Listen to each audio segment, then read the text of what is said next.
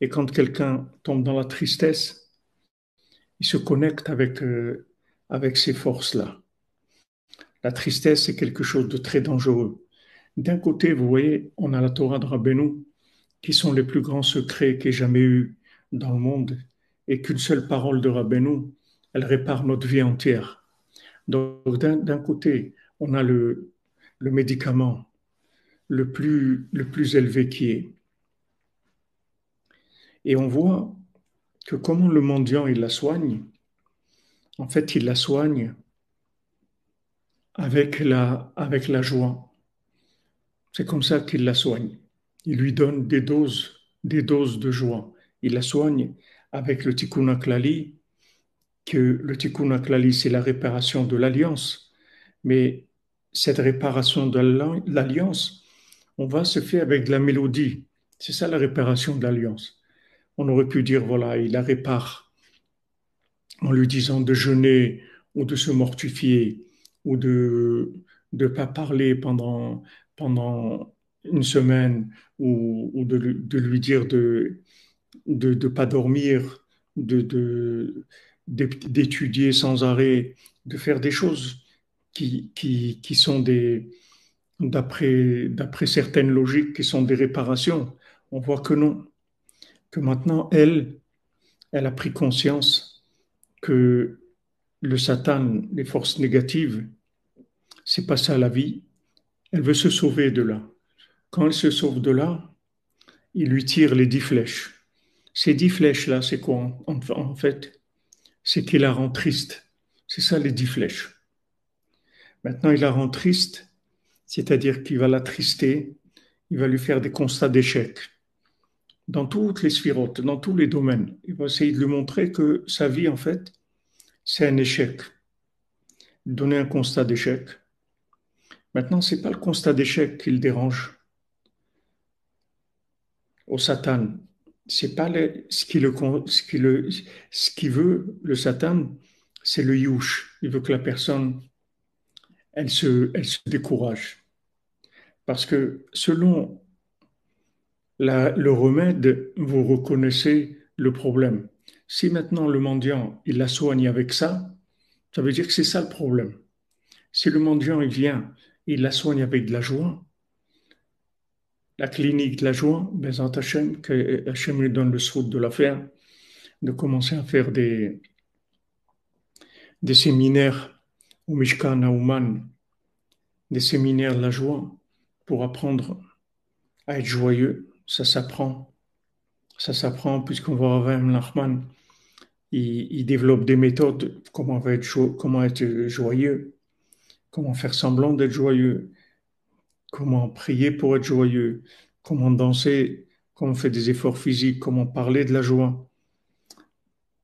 On voit que le remède, c'est ça. Et même le septième mendiant, que Rabbeinu l'a pas raconté, il n'a même pas pu raconter tellement le monde est dans la tristesse.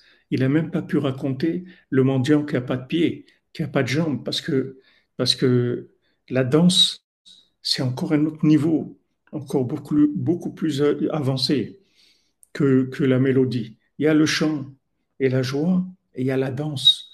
Mais la danse qui vient de l'effet de la joie. C'est-à-dire une fois que le sixième mendiant, il va terminer son travail, il va soigner la princesse, elle va commencer à danser. Et ça, c'est la Géoula. C'est ça le Mashiach. Maintenant, comme Rav Ben Nachman il dit, comme on l'a étudié dans Sasson Vesimcha, et que, et que Baruch Hashem, on a commencé avec ça, avec Sasson Vesimcha, on a commencé les shurim de la nuit, à l'époque où il y avait le Covid, il y a 3 ans et demi maintenant, qu'on a commencé, on a d'abord fait Sasson Vesimcha et après on a fait Sipurim Asiot.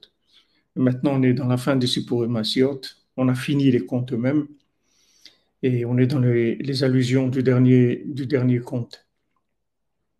Mais c'est tout dirigé par Rabbeinu, c'est la yeshiva de Rabbeinu, c'est lui qui nous a amené à cette étude-là. Mais d'abord, Sasson Vesimcha, d'abord la Simcha. La simra, c'est quelque chose pour nous. Amen, amen, Bezat Hashem. Septièmement, Yom Bekaro, Bezat Hashem. La simcha pour nous, c'est pas un plus, c'est pas un état d'âme intéressant, c'est indispensable pour nous. C'est-à-dire que c'est la guérison de notre âme. C'est la seule chose qui nous manque. C'est tout. Tout le reste est là. Il y a la Torah de Mashiach, elle est là. Tout est là. Pourquoi maintenant ça marche pas? Oui, merci Jean-Luc. Je vais raconter comment une fois ils étaient joyeux, comment autrefois. Echayus mechim. Et voilà, c'est pas une option, comme vous dites. Et Rabbeinu, ça aussi, le texte qu'on a des contes dans le texte officiel, il y a écrit et s'appelle Lachem Echayus mechim. Comment, je vais vous raconter comment ils étaient joyeux. Mais en fait, dans le texte original, comme Rabbeinu l'a dit, c'est écrit, je vais vous raconter comment ils étaient joyeux, mitoch marashroa, dans la bile noire. C'est-à-dire que maintenant, ils se trouvent dans une situation qui a l'air un constat d'échec, qui a l'air un monde de fou, qui est plein de déceptions, qui est plein de haine, plein de guerre, plein de persécutions, d'incompréhension, de mépris, de manque de réussite dans tous les domaines. Et de là, il faut être joyeux. De là, il faut être joyeux. Mitoch Mahasroa. Je vais vous raconter comment ils étaient joyeux. Mitoch Mahasroa. De l'intérieur même de la tristesse. C'est-à-dire, en fait, tout ce concept de la tristesse, c'est-à-dire plutôt ce constat de la tristesse que Rabbeinu, il a dit que il est imaginaire, puisque Rabbeinu l'a dit que, en fait, le Sahara, aujourd'hui, on va l'appeler l'imagination, le Kocham Damé, l'imagination, c'est qu'en fait, on a tout. Comme quelqu'un qui est un enfant gâté, vous voyez, et qui fait la tête, qui râle, qui se plaint. Et vous lui dites, mais pourquoi tu râles? Tu as tout. Regarde, tu es bien, tu es intelligent, tu es riche, tu as tout ce que tu veux, etc. Pourquoi tu râles tout le temps? Nous, c'est la même chose. Hachem nous a envoyé un tzaddik comme Rabbeinu. Et malgré ça, on fait la tête. Comme Rabbeinu l'a dit à Rabbi Nathan, il lui a dit, tu sais pourquoi tu n'es pas Bessimra toute la journée? Parce que tu ne sais pas le mérite que tu as de me connaître. Tu ne sais pas ce que c'est de me connaître. Si tu savais ce que c'est de me connaître, tu serais joyeux toute la journée. Oui, des cauchemars, Eric, c'est un cauchemar, oui. Mais en fait, c'est imaginaire. C'est imaginaire. Parce qu'en fait, Rabbeinu l'a terminé, il va terminer. Rabbeinu l'a gagné, il va gagner. Donc c'est terminé déjà. On a gagné déjà. On est réparé déjà. Il y a tout. Seulement, il veut nous attaquer avec la tristesse et le désespoir. C'est la seule chose qu'il a.